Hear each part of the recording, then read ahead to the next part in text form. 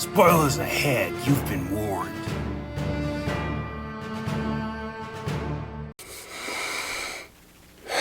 Alright, so how's everyone a day going, week going, whatever? How's it going?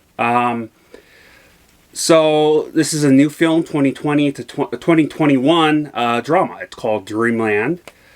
It stars Finn Coyle from Peaky Blinders.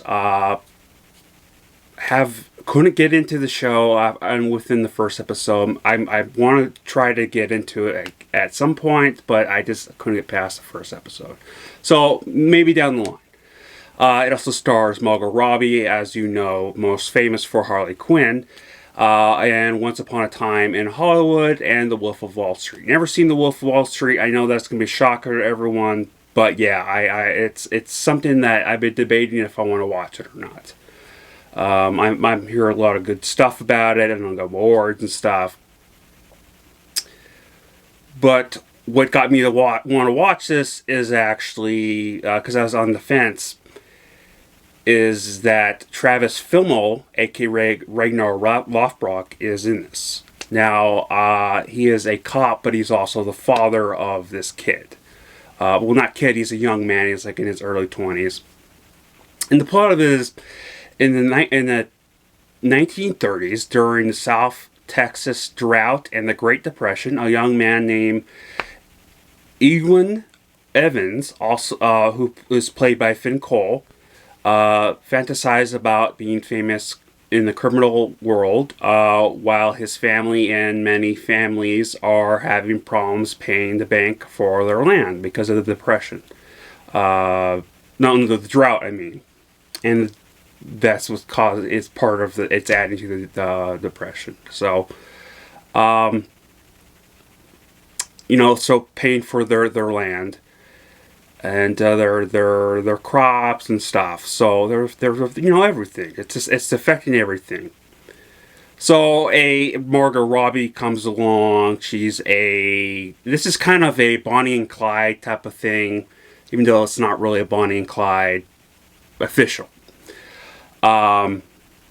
So she's robbing these banks. She killed this kid, and so she ends up on a barn that no one uses, on the land of Flynn's. And, Bimmel, Ragnar. So, things about this movie is it's an artsy movie. I think it's an indie film, but I could be wrong. But I imagine it is. They tried to be very artsy with this, with some random flashbacks where there are old kind of how videos were shot back in movies, where it has a little black screen there and it's showing random flashbacks in it. I guess it's foreshadowing or something that could have been, but by the end of the movie, it doesn't end up like that. And they do a whole lot of it, and then they have some widescreen shots of doing the same thing. I personally thought that it kind of took away from the movie for me. I was kind of rolling my eyes a bit at every time they did it, and it just felt like it was just added in as an artsy thing. Now, the other problem I have with this film is, and then this is to go back to the artsy thing, is they have this kind of creepy music and creepy sounds that sound like something from a Stephen King movie.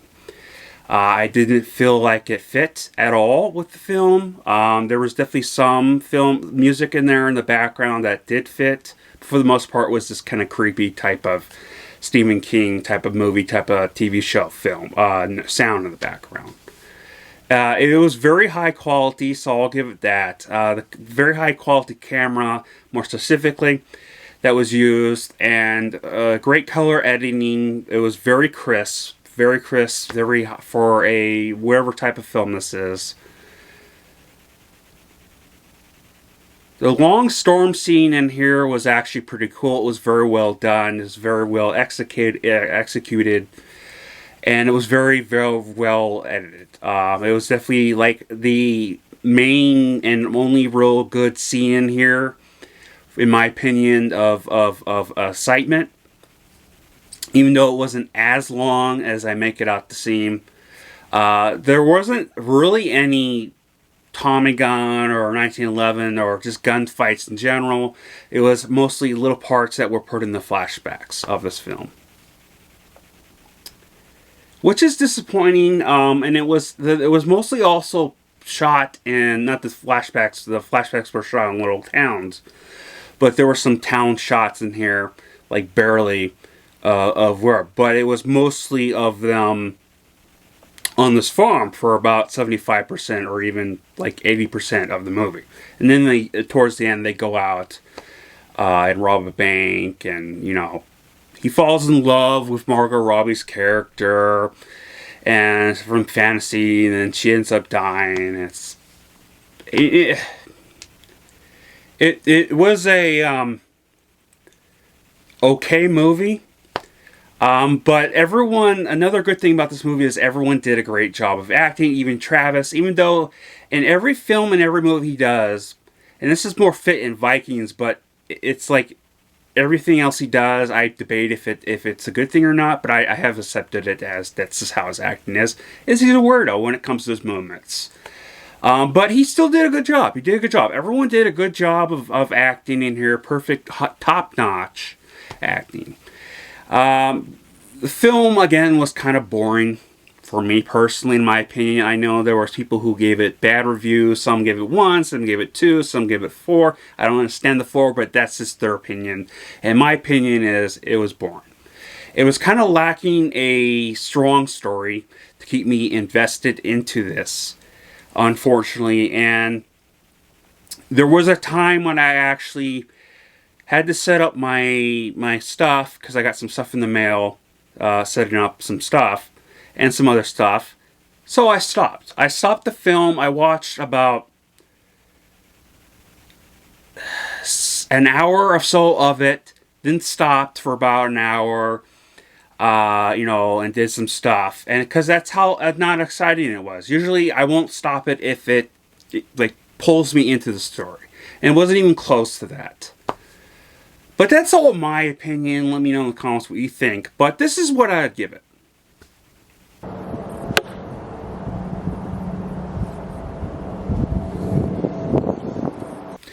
Yeah, so I that's what I'd give it, unfortunately. And you, again, let me know in the comments what you think. Again, thank you for all the comments I get on my videos. I don't get them much, but I got them on the Judas and Messiah, and I appreciate that. Now, I did get one very nasty comment, but if you read what he said, even though I banned him, you can't, but if you read what he said, it's like, people are going to be dumb no matter what, and they're going to be hateful. That's just what comes with being a YouTuber. So young people don't necessarily always realize that, and then they learn, and then they end up having social, mental issues and stuff. So, you know, I try to think positive most of the time, and it's not let that stuff bother me. But I just thought I'd mention that, because that's like very rare for my channel so far.